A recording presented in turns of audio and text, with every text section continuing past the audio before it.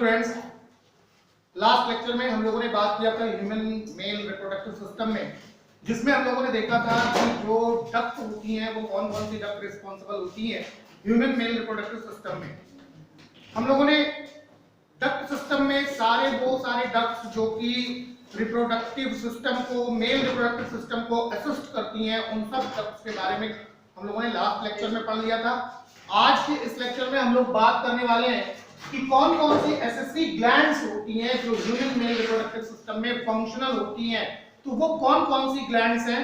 हम लोगों ने स्टार्टिंग में ही पढ़ा था कि there are 3 kinds of glands which assist the human male reproductive system by producing their secretions, जिसमें सबसे पहली ग्लैंड्स की जो बात हम लोगों ने की थी वो थी seminal vesicle. Seminal vesicle.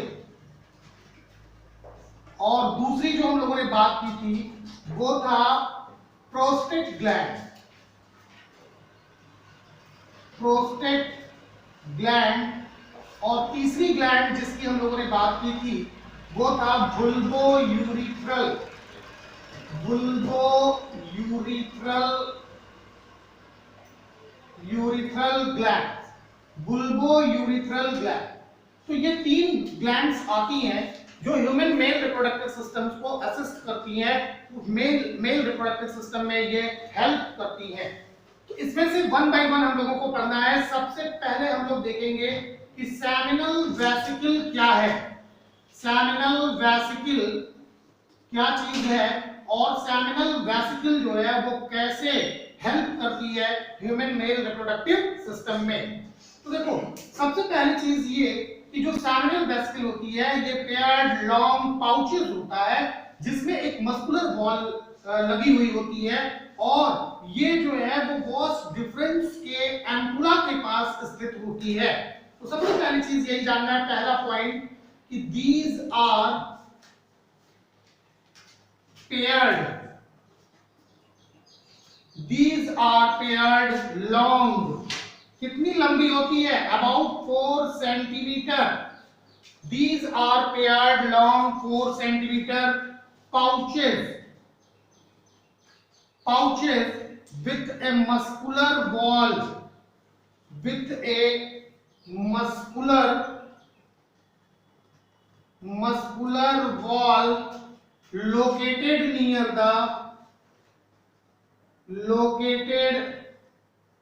near the ampulla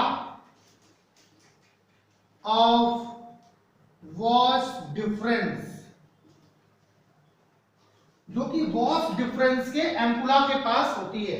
ये पेयर्ड होती है, लॉन्ग लगभग 4 सेंटीमीटर लॉन्ग होती है, पाउच की तरह से होती है जिसमें एक मस्कुलर वॉल होता है जो कि वॉस डिफरेंस के एम्पुला के पास होती है। ये अब इनका काम क्या है? ये इनका मेन फंक्शन होता है कि ये एक एल्कलाइन लिक्विड जो है वो सीक्रेट करती हैं। ये एल्कलाइन लिक्विड सीक्रेट करती हैं जिसमें बहुत सारे ऐसे पदार्थ होते हैं जो एनर्जी गिविंग पदार्थ होते हैं, जैसे ग्लूकोज होगा, फ्रुक्टोज होता है, कुछ इसके अंदर एस्कॉर्बिक एसिड भी होती है। एस्कॉर्बिक एसिड के साथ साथ इसके अंदर कुछ जो है वो सिट्रेट भी मिलते हैं, सिट्रेट के साल्ट मिलते हैं। तो ये सारी चीजें जो इसके द्वारा स्रावित फ्लूइड होता है उसके अंदर पाया जाता है। एक्चुअल में होता क्या है कि जो स्पर्म जो है वो टेस्टिस से वॉस डिफरेंस के थ्रू आते हैं, तो वहां पे जहां पे ये सेमिनल वेसिकल लगी होती है, सेमिनल वेसिकल के अंदर ये जो सारे फ्लूइड्स के अंदर पाए जाने वाले जो न्यूट्रिएंट्स होते हैं ये स्पर्म के लिए न्यूट्रिशन का काम करते हैं ताकि स्पर्म को एनर्जी मिल सके और स्पर्म मूव कर सके। तो दूसरा जो इंपॉर्टेंट पॉइंट है कि दे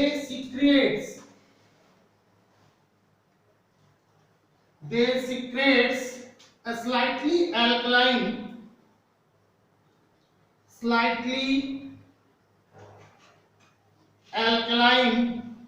fluid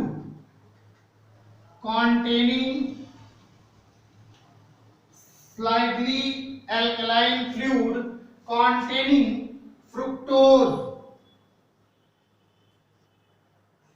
sucrose, citrate, ascorbic acid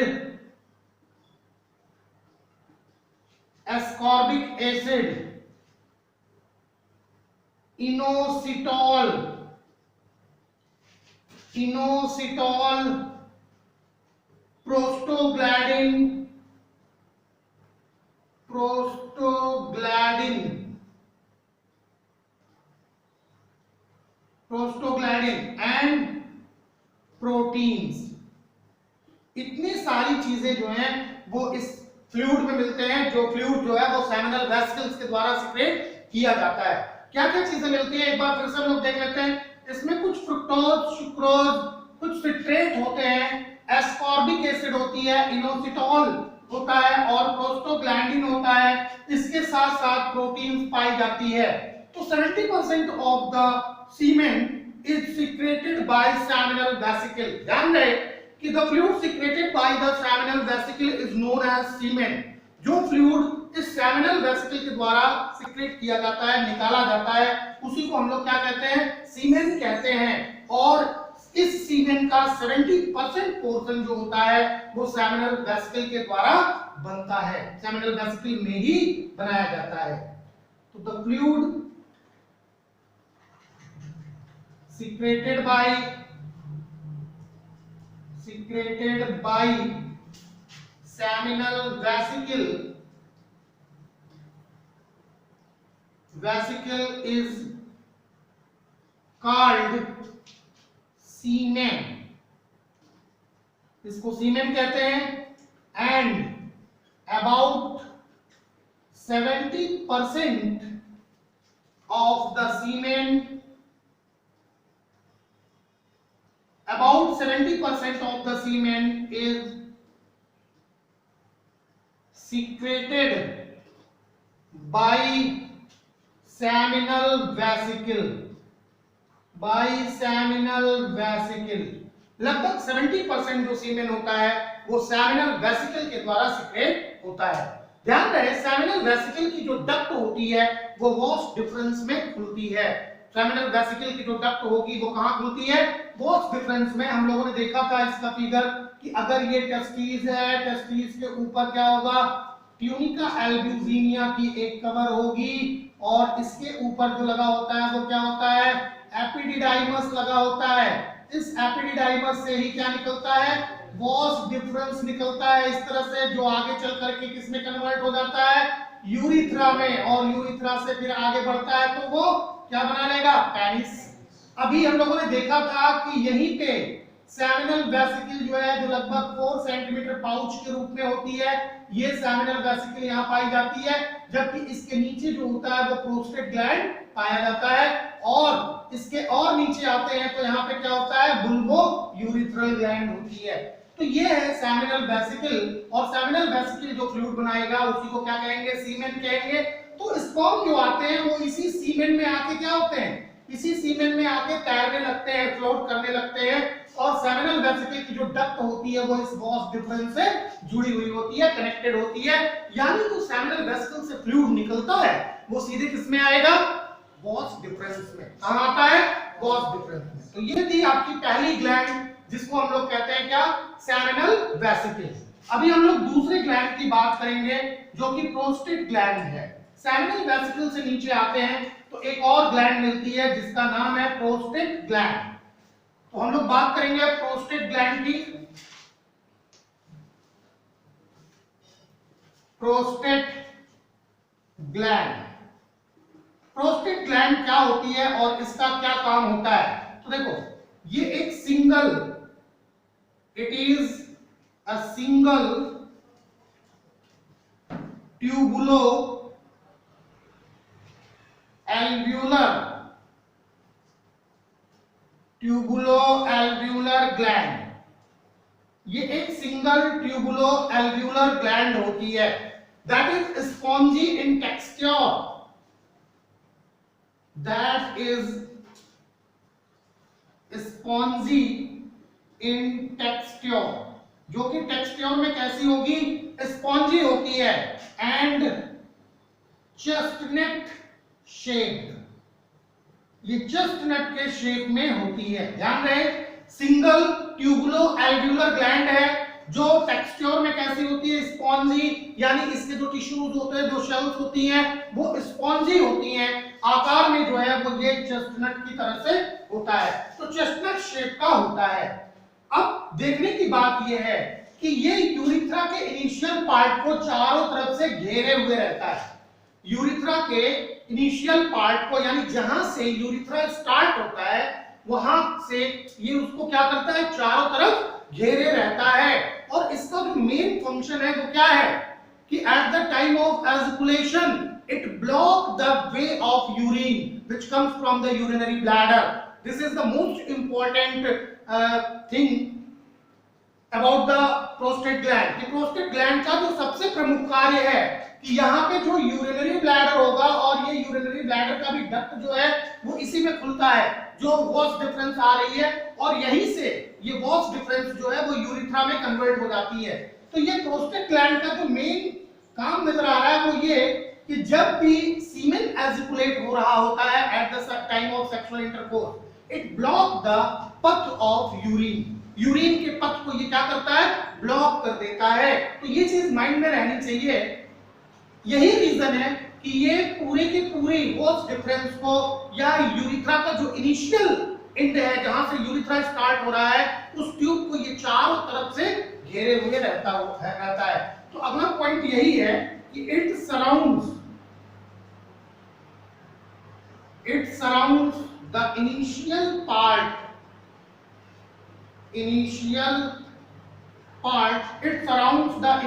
part of the urethra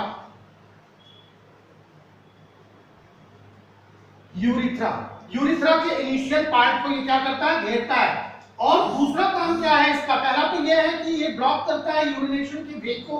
दूसरा जो महत्वपूर्ण काम है कि ये भी एक सिक्रेशंस निकालता है, एक thin milky slightly acidic fluid निकालता है जिसको प्रोस्टैटिक फ्लूइड कहते हैं। तो it secrets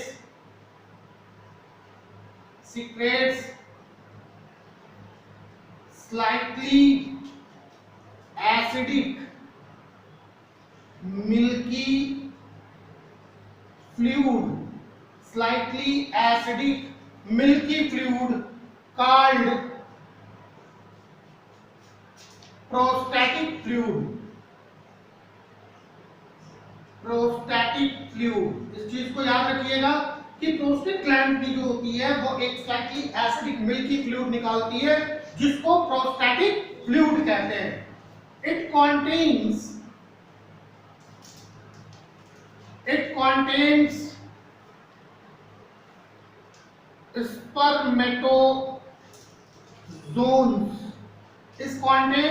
spermatozoons activity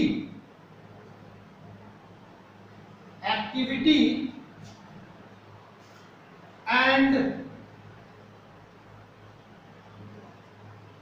nourishing substance। क्या चीज होता है, जो प्रोस्टैटिक फ्लूइड होता है उसके अंदर कुछ ऐसी चीजें होती हैं जो स्पर्मेटोजोन्स की एक्टिविटी को कंट्रोल करती हैं और इसको पोषण देती हैं। कुछ न्यूट्रिशन मेंटेन करने वाले सब्सटेंस जो होते हैं वो इस प्रोस्टैटिक फ्लूइड में होते हैं। दूसरी चीज कि जो प्रोस्टेट ग्लैंड होती है ये भी यूरिथ्रा में खुलती है। तो इट ओपन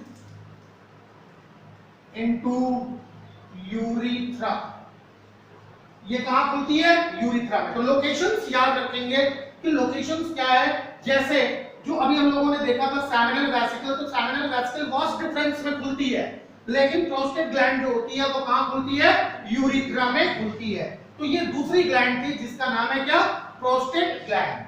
अब हम लोग तीसरे की बात करेंगे कि बुल्बो यूरिथ्रल ग्लैंड क्या है, कहां होती है और इसका मेन फंक्शन क्या है, इसका लोकेशन कहां होता है और इसका मेन फंक्शन क्या होता है।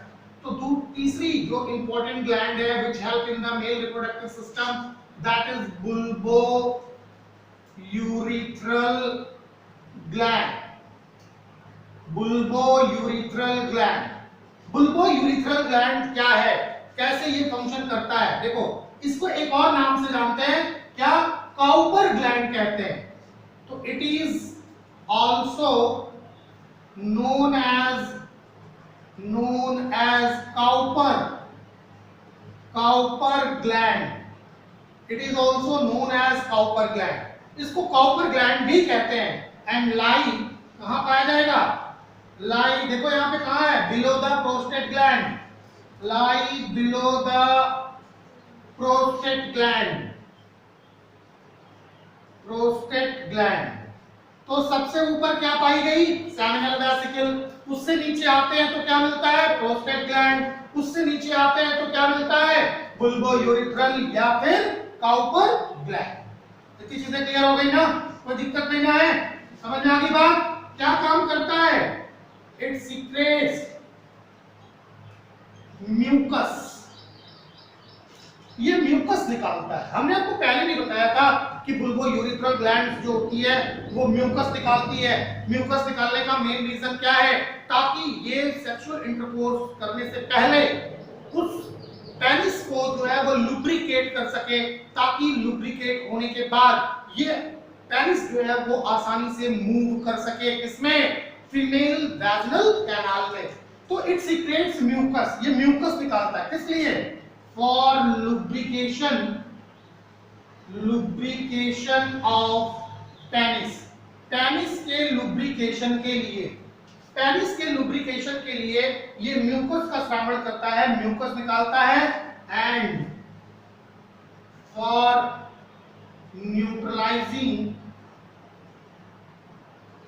एनी एसिडिक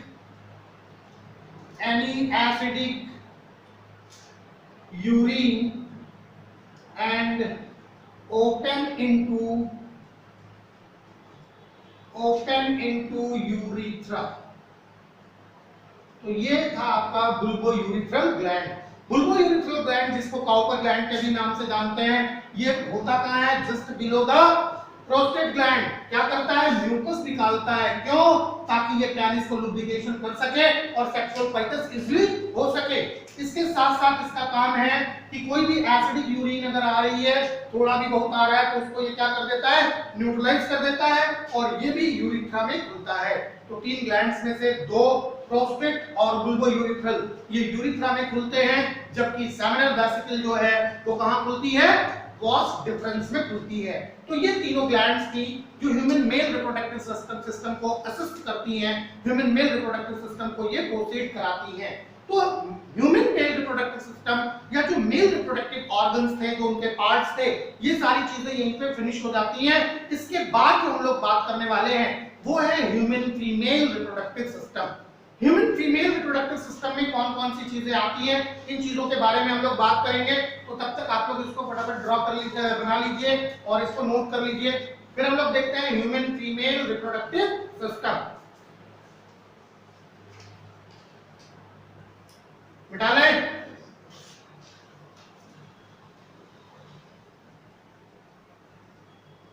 जिस तरह से ह्यूमन मेल रिप्रोडक्टिव सिस्टम जो होता है वो रिप्रोडक्टिव सिस्टम में एक प्राइमरी सेक्स ऑर्गन होता है, बाकी क्या होते हैं, सेकेंडरी सेक्स ऑर्गन्स, या जिनको हम लोग एक्सेसरी सेक्स ऑर्गन्स कहते हैं। बिल्कुल सिमिलर वे में ह्यूमन फीमेल रिप्रोडक्टिव सिस्टम में भी एक जो होता है वो प्राइमरी सेक्स ऑर्गन होगा, और बाकी जो होते हैं वो क्या होंगे, एक्सेसरी या सेकेंडरी सेक्स ऑर्गन होते हैं। तो female reproductive system, female reproductive system, आगे हम लोग लिख सकते हैं कि हम लोग बात कर रहे हैं किसके, ह्यूमन के। तो human female reproductive system, human female reproductive system जो होता है वो कई सारे स्ट्रक्चर से मिलकर के बनता है। देखो, फीमेल रिप्रोडक्टिव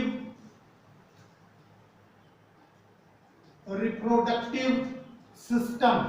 अब इसमें कौन कौन सी चीजें होंगी, तो सबसे पहली चीज जो होती है वो प्राइमरी सेक्स ऑर्गन होता है, प्राइमरी सेक्स ऑर्गन, और प्राइमरी सेक्स ऑर्गन के साथ क्या होगा, फिर होगा secondary sex organ, secondary sex organ. अब हम लोगों को पहले से ही पता है कि प्राइमरी सेक्स ऑर्गन्स क्या होते हैं, प्राइमरी सेक्स ऑर्गन्स में ओवरीज आती हैं, ओवरीज जो होती हैं ये प्राइमरी सेक्स ऑर्गन्स होती है, जबकि सेकेंडरी सेक्स ऑर्गन में 5 चीजें आती हैं। कौन कौन सी? सबसे पहला जो आता है जिसको हम लोग कहते हैं fallopian tube, fallopian tube, that is also known as oviduct. इसको हम लोग ओविडक्ट के नाम से भी जानते हैं। सबसे पहली चीज क्या कि फैलोपियन ट्यूब, या फिर उसी को हम लोग ओविडक्ट कहते हैं। दूसरी चीज क्या है? यूट्रस। दूसरी चीज क्या? यूट्रस। तीसरी चीज क्या आएगी? वेजाइना। और उसके बाद क्या आता है? Memory glands, memory glands. ये जो चीजें हैं, फैलोपियन ट्यूब, यूट्रस, वेजाइना और क्या आएगा? Mammary gland. हाँ, इसके साथ एक और चीज आती है, external genitalia, external genitalia, external genitalia. Fallopian tube, uterus, vagina, external genitalia और मैमरी ग्लैंड, ये सभी के सभी सेकेंडरी सेक्स ऑर्गन्स के अंतर्गत आते हैं। ओवरीज जो होती है वो प्राइमरी सेक्स ऑर्गन होती है। ओवरी का टर्म जो था वो किसने दिया था? ओवरी का टर्म जो है वो स्टेनो ने दिया था। तो याद रखिएगा, इसका बहुत बार ये कॉम्पिटिशंस में पूछा जाता है कि the term ovary was given by Steno in 1667। इस चीज को याद रखिएगा कि ओवरी जो थी वो फर्स्ट टाइम ओवरी वर्ड जो था वो दिया गया स्टेनो के द्वारा 1667 में। तो अभी हम लोग सबसे पहले प्राइमरी सेक्स ऑर्गन की बात करेंगे। Primary sex organ, primary sex organ के बारे में बात करना है, यानी ओवरी की बात करनी है। प्राइमरी सेक्स ऑर्गन जो है वो ओवरीज होती हैं। ओवरीज कैसी होती हैं, किस शेप में होती हैं, क्या काम होता है इनका, इन सारी चीजों के बारे में एक्सटर्नली पहले हम लोग देखेंगे, बात करेंगे और फिर उसके इंटरनल स्ट्रक्चर की बात करते हैं। तो जान लो कि ओवरी जो होती है वो प्राइमरी सेक्स ऑर्गन्स है ह्यूमन फीमेल के अंदर। ये ओवा का प्रोडक्शन करती है, ओवम प्रोड्यूस करती है और इसके साथ साथ फीमेल सेक्स हार्मोन्स को भी रिलीज करती है। तो ओवरी नहीं, ovaries are the primary sex organ in human female, which produces ova and also secrete female sex hormone, female sex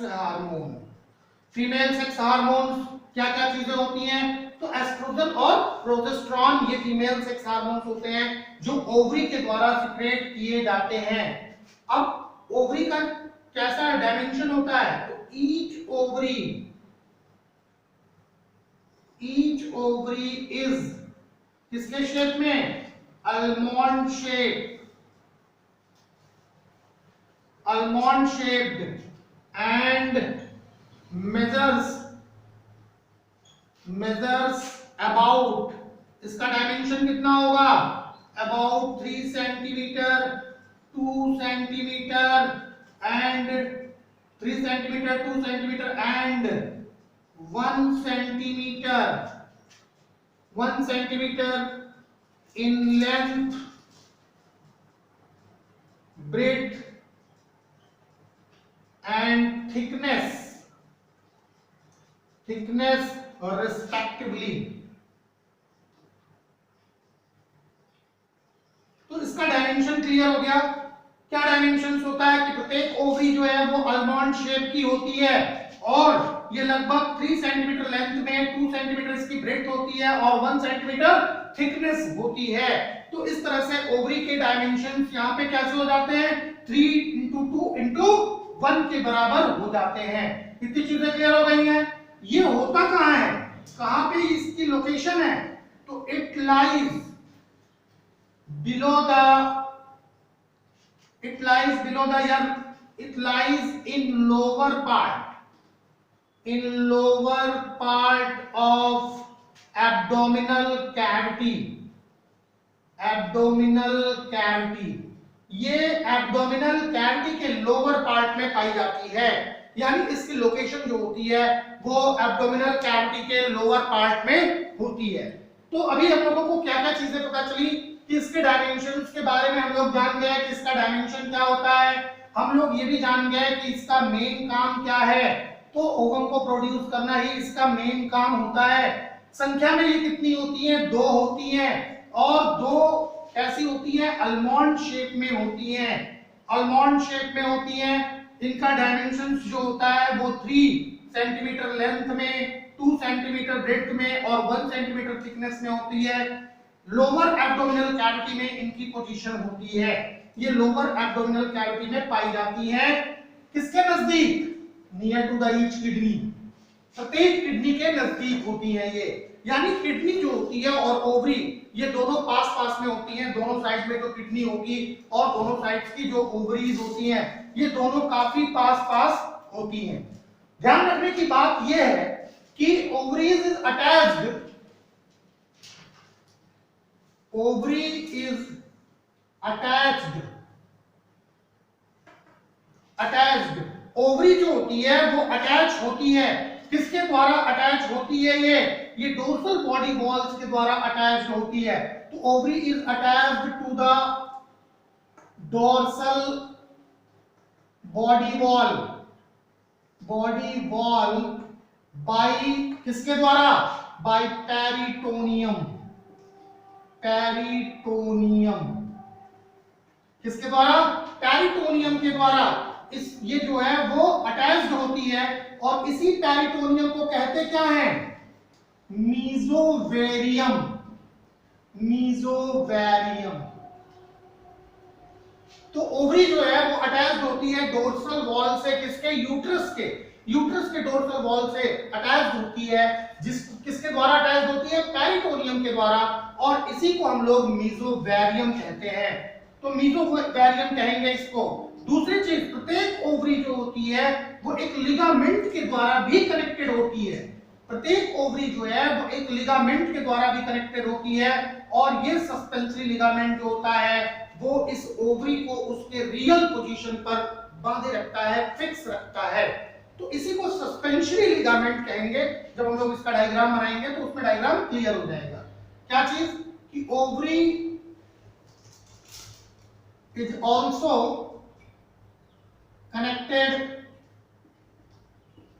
connected with the uterus with a suspensory ligament, suspensory ligament।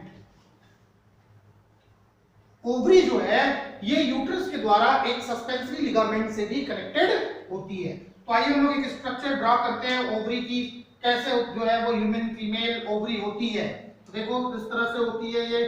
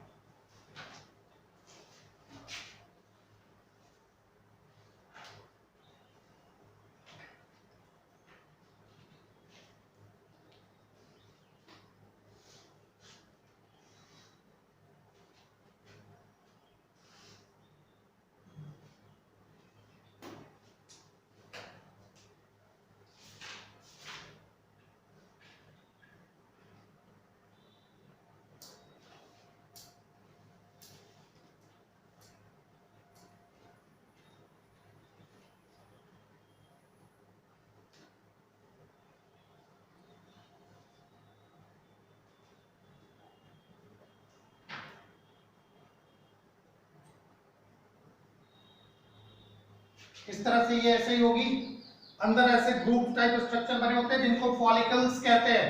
ये follicles होती है, यहाँ पे भी इस तरह से ऐसे स्ट्रक्चर बने होते हैं। यहाँ पे जो है वो ओवरी पाई जाती है जो आलमंड शेप में होती है ये, और यहाँ से ये सस्पेंसरी लिगामेंट के द्वारा यूट्रस से जुड़ी हुई होती है। यहाँ पे अगर हम लोग देखें तो कुछ फिंगर लाइक प्रोजेक्शंस पाए जाते हैं इस तरह से। ऐसे यहाँ भी जो ओवरी होगी, ये ओवरी जो है वो यहाँ पे अटैच्ड होती है इस तरह से ऐसे ओवरी अटैच्ड होगी, और यहाँ ये फिंगर लाइक प्रोजेक्शंस पाए जाएंगे, और ये इस तरह से यहाँ ओवरी अटैच्ड होती है इसके द्वारा सस्पेंसरी लिगामेंट के द्वारा। किससे अटैच होगी? ये अटैच्ड होती है यूट्रस से अटैच होती है।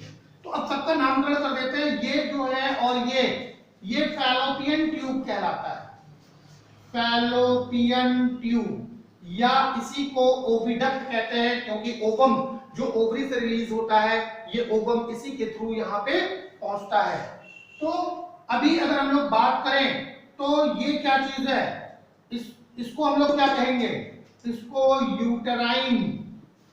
यूट्राइन फंडस कहते हैं, यूट्राइन फंडस। दूसरी चीज अगर ये चीज देखें, ये क्या है?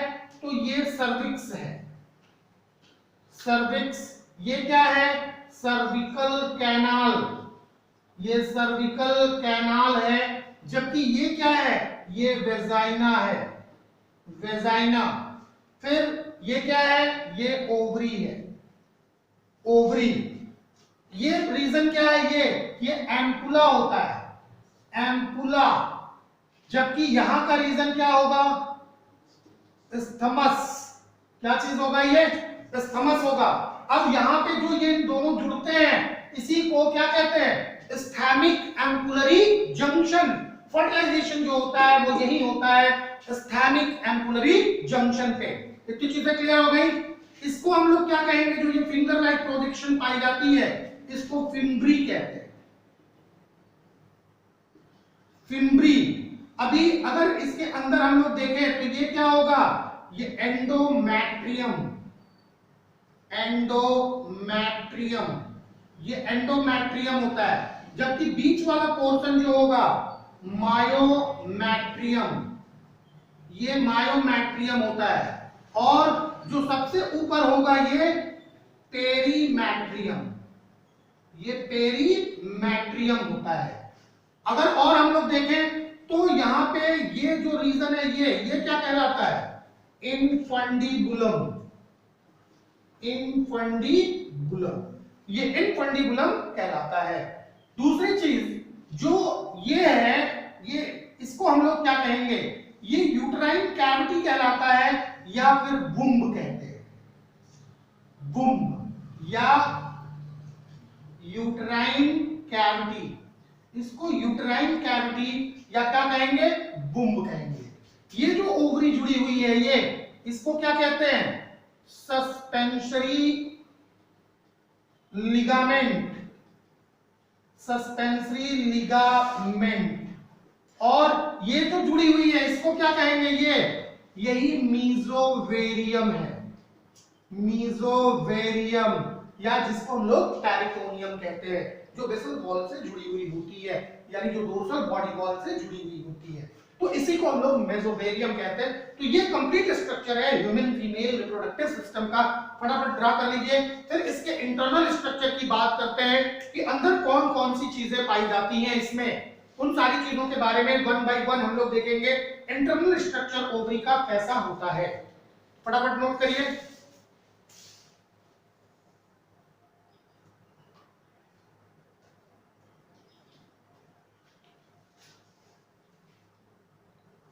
मिटा लें। बात करेंगे अब internal structure of ovary. Ovary की इंटरनल स्ट्रक्चर कैसी होती है, क्या क्या चीजें इंटरनली हमको देखने को मिलती है ओवरी के अंदर। तो जान लो कि प्रत्येक ओवरी जो होती है वो सॉलिड और कॉम्पैक्ट स्ट्रक्चर होती है, जो स्ट्रोमा यानी कनेक्टिव टिश्यूज के स्ट्रोमा से बनी हुई होती है। तो इंटरनली स्ट्रक्चर को हमें देखने के लिए इसका सब कुछ मतलब किन किन चीजों से मिलकर के बनी होती है, क्या इनका केमिकल कंपोजिशन होता है, तो इन सारी चीजों के बारे में हम लोग बात करेंगे। तो internal structure of ovary, internal structure internal structure of ovary. Ovary का इंटरनल स्ट्रक्चर क्या होता है? Each ovary is a solid, each ovary is a solid and compact structure, and compact structure. Each ovary is a solid and compact structure consisting of stroma,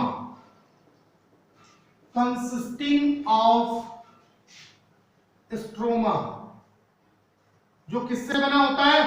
stroma से बना होता है। किस चीज का?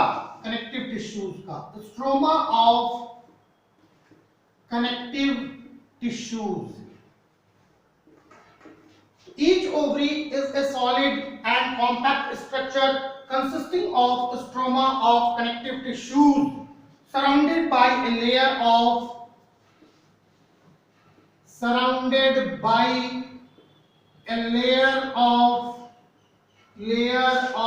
cuboidal epithelial cells,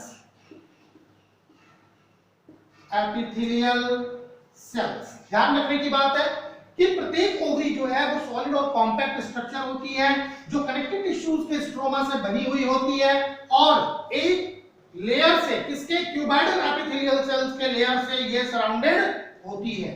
स्ट्रोमा जो होता है, देखो stroma is differentiated,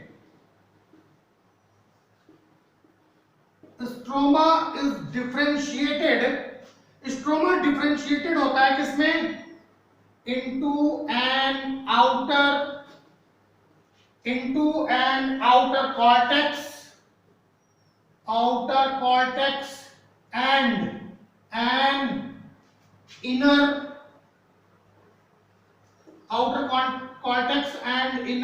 medulla। Stroma जो होता है वो दो भाग में डिफरेंशिएटेड होता है, एक आउटर कॉर्टेक्स होगा और इनर क्या होगा? इनर मेडुला होता है। कॉर्टेक्स जो होती है वो स्पिंडल शेप्ड फाइब्रोब्लास्ट सेल से बनी होती है। तो cortex is composed of spindle shaped, cortex is composed of spindle shaped fibroblast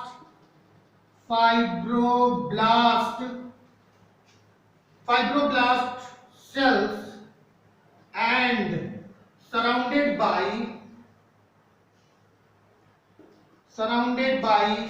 a layer called tunica albuginea। ये ट्यूनिका एल्ब्यूजिनिया के द्वारा घिरा हुआ होता है। और मेडुला जो है, medulla contains several small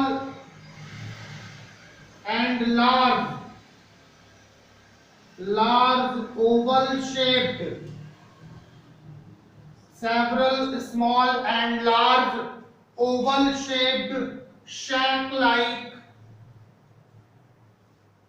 structure called ovarian follicles।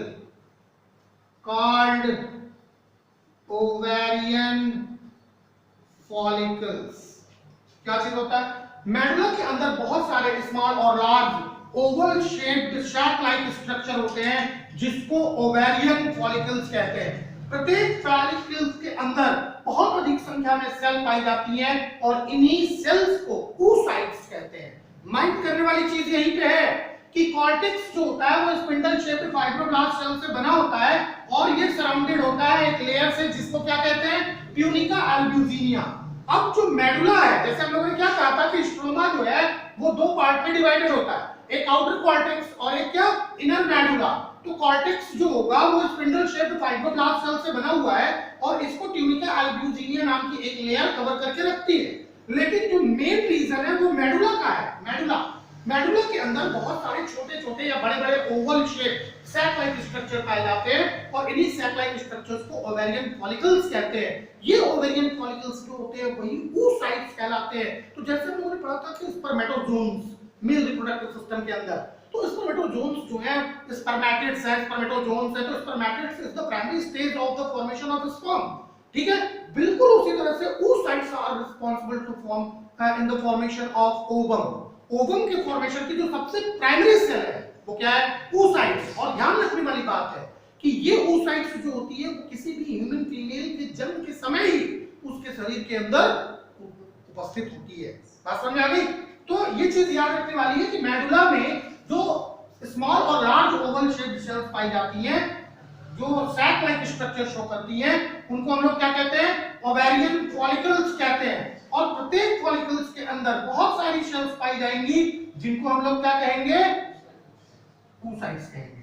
तो इतनी चीजें क्लियर हो गई होंगी कि each follicle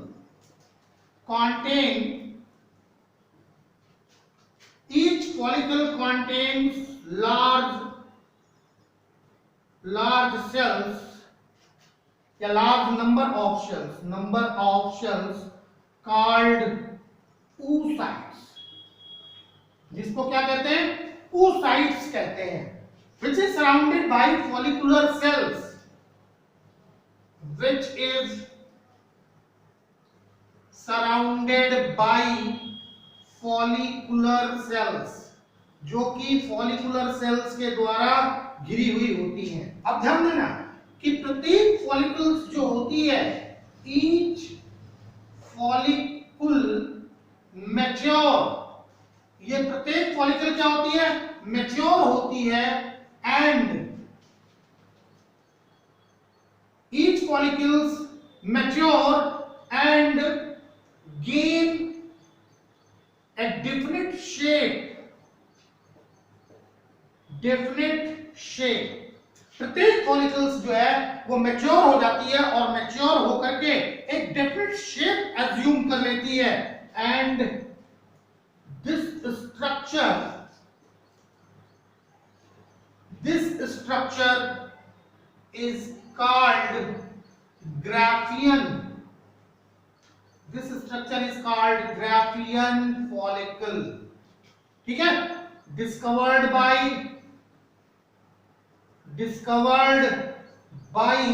Sir de Graaf।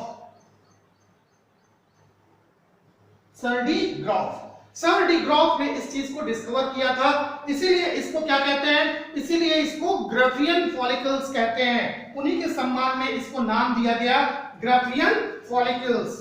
अब हम लोग सबसे पहले इसका एक फिगर ड्रॉ करेंगे कि कैसे ग्राफियन फॉलिकल्स का जो है वो फॉर्मेशन होता है, और फिर हम लोग उसको एक एक करके एक्सप्लेन करेंगे कि जो जो स्टेप्स या जो जो इवेंट्स होते हैं इसके ग्राफियन फॉलिकल्स के डेवलपमेंट में, और ग्राफियन फॉलिकल्स के डेवलपमेंट के बाद जो है क्या प्रोसेस होता है जिससे ओवम का फॉर्मेशन होता है। इन सारी चीजों के बारे में हम लोग बात करेंगे और फिर हम लोग तब देखेंगे कि फैलोपियन ट्यूब क्या है और फैलोपियन ट्यूब का फंक्शन क्या होता है। तो सबसे पहले देखो कि ग्राफियन फॉलिकल्स के बारे में हम लोगों को जो पढ़ना है उसके लिए एक फिगर ड्रा करना होगा। इस तरह से हम लोग इसकी फिगर को ड्रॉ करेंगे। ये डबल लेयर्ड होता है, इस चीज को आप लोग याद रखिएगा। पूरा डिटेल फिगर बना पाना बड़ा मुश्किल काम होता है। इस तरह से ये यहाँ पे सेल्स होंगी ऐसे,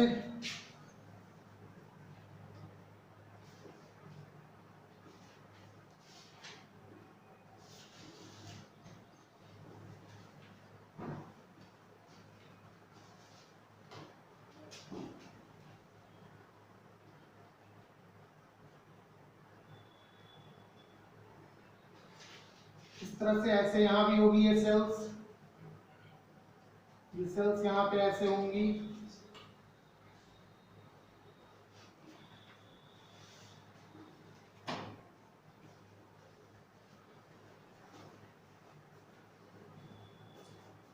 इस तरह से ऐसे सेल्स होती है। अब यहाँ पे बहुत सारे ऐसे स्ट्रक्चर आपको मिल जाएंगे देखने के लिए। इस तरह से ऐसे कुछ स्ट्रक्चर्स जो होंगे वो इस तरह से होंगे, ऐसे होंगे स्ट्रक्चर्स। यहाँ पे ऐसे फॉर्मेशन होता है oocytes का।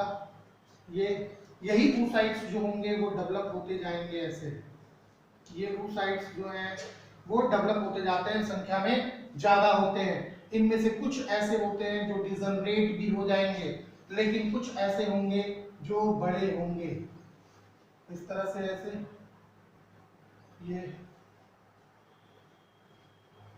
ऐसे बड़े हो जाएंगे, इसमें ये oocytes आ जाएगा इस तरह से, ऐसे ऐसे स्ट्रक्चर होगा इस तरह से। ये जगह खाली होगी, सब सेल्ड स्ट्रक्चर होगी, और फिर जो है वो यही चीज यहाँ पे फ्यूज होती है, और जब फ्यूज होगी तो इस तरह से स्ट्रक्चर बनेगा। इस तरह से ऐसे स्ट्रक्चर बनता है, और इसी के ऊपर एक लेयर जो है वो और लगी रहेगी इस तरह से ऐसे।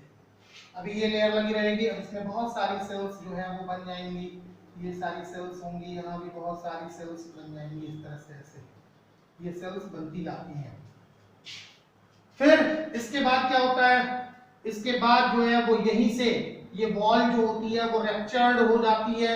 वॉल जब रैप्चर्ड हो जाएगी तो अभी तो क्या था, प्राइमरी oocytes था, तो अब सेकेंडरी oocytes का फॉर्मेशन हो जाता है। यहाँ पे रैप्चर्ड हो जाएगी फॉलिकल्स, और ये सेकेंडरी oocytes का फॉर्मेशन हो जाता है। ये जो बनेगा ये सेकेंडरी oocytes होगा, और यही सेकेंडरी oocytes जो है वो चल करके आगे किसमें कन्वर्ट हो जाता है, यही ओवम में कन्वर्ट हो जाता है। अब अगर मान लेते हैं कि ये प्रोसेस नहीं हुआ, तो ये प्रोसेस जो होता है वो रिलेटेड होगा मेंस्ट्रुअल साइकिल से। अगर ऐसा नहीं हो रहा है तो ये चीज फिर से डिफ्यूज होना शुरू हो जाएगी। जो ये सेल्स हैं, ये सारी सेल्स जो होंगी वो डिजनरेट होना शुरू हो जाएंगी, जिसको हम लोग ल्यूटिनाइजिंग कहते हैं या ल्यूटिनाइजेशन कहते हैं। ये सारी सेल्स जो होंगी वो डिफ्यूज होती चली जाएंगी इस तरह से। ये ऐसे फिर सारी की सारी डिफ्यूज हो जाएंगी, और फिर नेक्स्ट मंथ में मेंस्ट्रुअल साइकिल के साथ ये प्रोसेस फिर से शुरू हो जाता है। तो अब देखने की बात क्या है कि ये क्या है, ये प्राइमरी फॉलिकल्स है, प्राइमरी फॉलिकल्स। इसके बाद क्या है, यहां पे अगर देखें तो प्राइमरी फॉलिकल्स के बाद जो है वो सेकेंडरी फॉलिकल्स का फॉर्मेशन होता है। तो यहाँ पे ये सेकेंडरी फॉलिकल्स है। अब जो डेवलपमेंट होगा वो इन्हीं सेकेंडरी फॉलिकल्स का होता है। तो अभी ये क्या है, ये जो बनेगा ये टर्शियरी फॉलिकल्स होगा। ये टर्शियरी फॉलिकल्स है। अभी जब यहां तक हम लोग पहुंचे तो ये क्या चीज है, ये जो है यहीं से oocytes का फॉर्मेशन होता है। ये oocytes है, ये oocytes है। ये खाली जगह जो आप देख रहे हो इसको एंट्रम कहते हैं। खाली जगह क्या चीज है, एंट्रम है। अभी यहाँ पे क्या हुआ, जो आउटर लेयर है ये रैप्चर्ड हुई और ये सेकेंडरी oocytes बना, जबकि ये क्या है, ये यंग कॉर्पस ल्यूटियम, ये एंड कॉर्पस ल्यूटियम है। ये प्रोसेस यहां के बाद का प्रोसेस कब स्टार्ट होता है, जब मेंस्ट्रुअल साइकिल प्रॉपर नहीं होती है, या फिर मान लो कि 14th डे में जो था वो सेकेंडरी oocytes जो था वो डेवलप हुआ, ये ओवम में कन्वर्ट हुआ, और ओवम में कन्वर्ट होने के बाद अगर फर्टिलाइजेशन नहीं होता है तो ल्यूटिनाइजिंग प्रोसेस यहां से शुरू हो जाता है। ये क्या है, ये मैच्योर कार्पस ल्यूटियम है, मैच्योर कार्पस ल्यूटियम, ये मैच्योर कार्पस ल्यूटियम है। तो इतने सारे प्रोसेस जो है वो ओवरी के अंदर होते हैं। ये जो सेकेंडरी oocytes है, ये सेकेंडरी oocytes जो होता है वो फिर फर्दर डेवलप करता है, जो ओवम में कन्वर्ट हो जाता है, और ये ovum at the mid day of menstrual cycle release होता है। और अगर ये ओवम जो है वो फर्टिलाइज नहीं हुआ तो ऐसी कंडीशन में उसका ल्यूटिनाइजेशन होना शुरू हो जाता है। तो इन चीजों को फिर हम लोग अगले लेक्चर में देखेंगे। तो अभी आप इसको ड्रॉ कर लीजिए फटाफट, फिर हम लोग देखते हैं आगे कौन कौन से प्रोसेसेस होते हैं। तो फटाफट ड्रॉ करिए।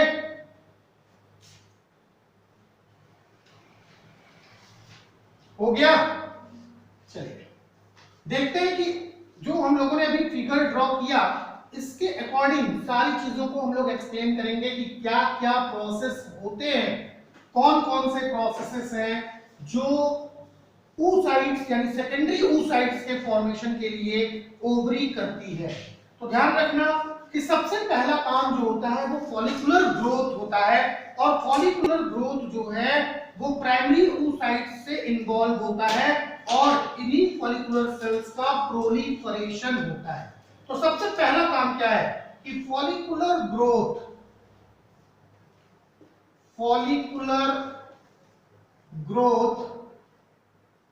involve follicular growth involves the primary oocytes. Follicular growth involves the primary oocytes and proliferation of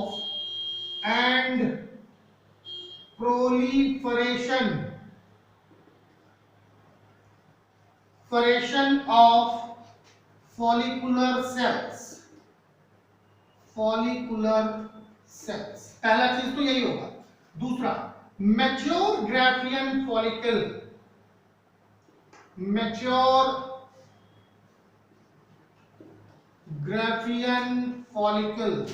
जो मैच्योर ग्राफियन फॉलिकल होती है ये ग्रैनुलर लेयर बनाती है। तो mature Graafian follicles contains a granular layer। Mature Graafian follicles के अंदर एक ग्रैनुलर लेयर होती है। oocytes is surrounded by a thick glycoproteinous layer। oocytes is surrounded by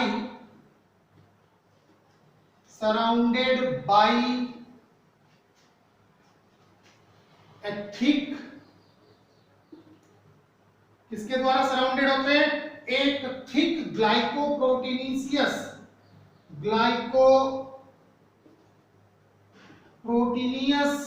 layer. Mature Graafian follicles के अंदर एक ग्रैनुलर लेयर होती है oocytes की, और oocytes जो होता है वो सराउंडेड होता है एक थिक ग्लाइकोप्रोटीनियस लेयर से, जिसको क्या कहते हैं? बहुत इंपॉर्टेंट चीज है, विच इज कॉल्ड जोना प्लूसिडा। इस चीज को याद रखिएगा आप, जोना प्लूसिडा। फर्टिलाइजेशन के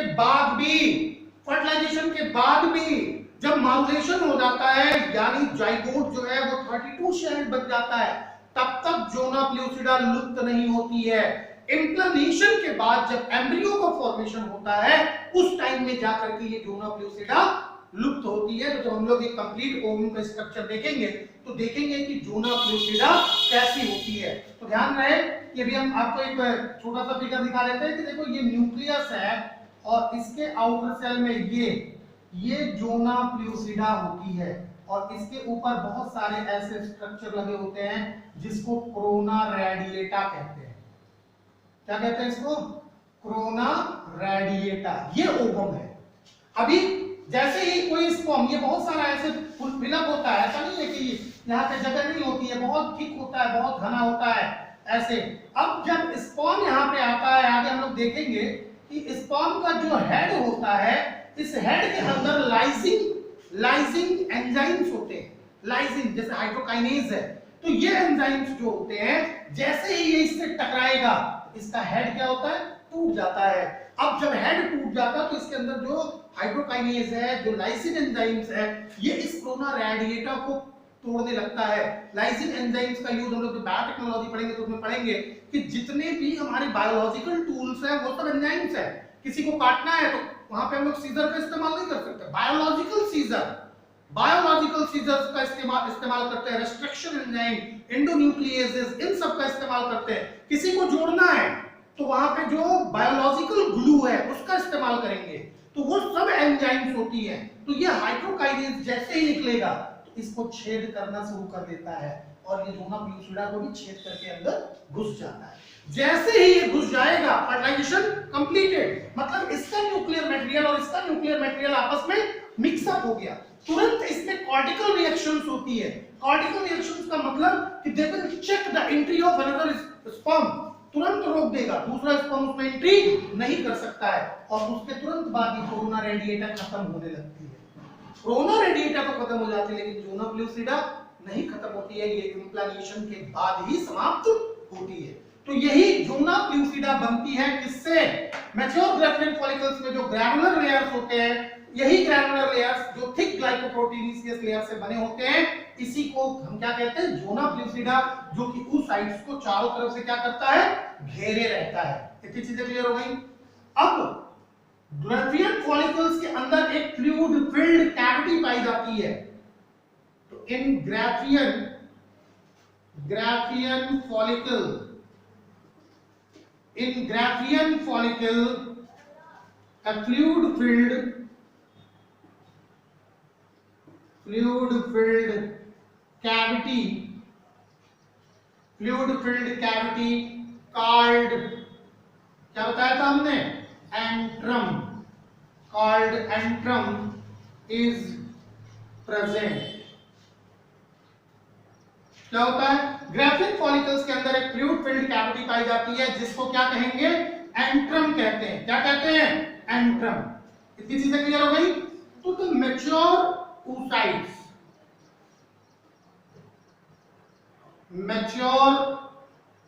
oocytes is adhered to the wall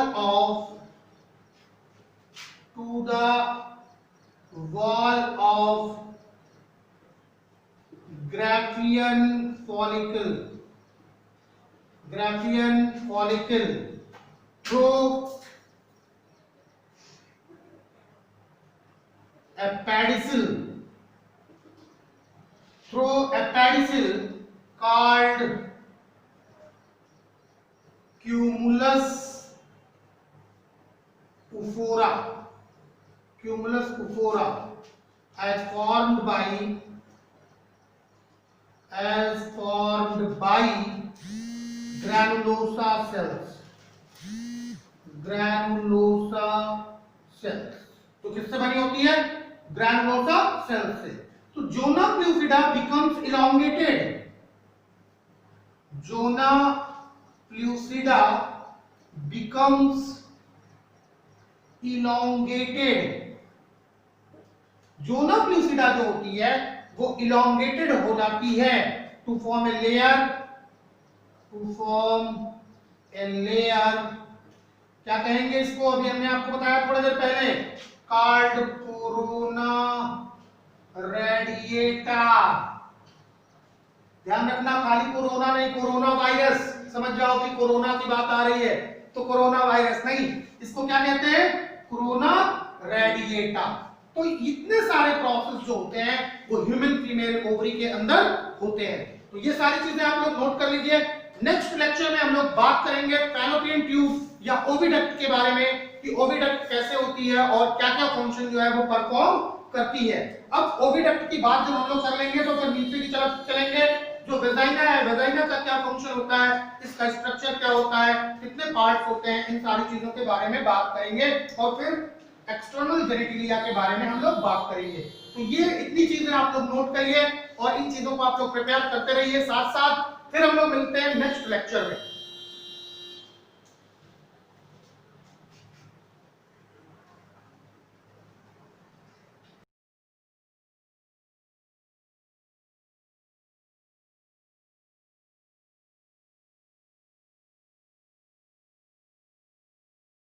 तेरी कूलनेस का स्वैग कहीं लो ना हो जाए, तेरी लाइफ की स्पीड कहीं स्लो ना हो जाए। तेरी कूलनेस का स्वैग कहीं लो ना हो जाए, तेरी लाइफ की स्पीड कहीं स्लो ना हो जाए। जरा ध्यान से सुनो ना, फिर बाद में ना रोना।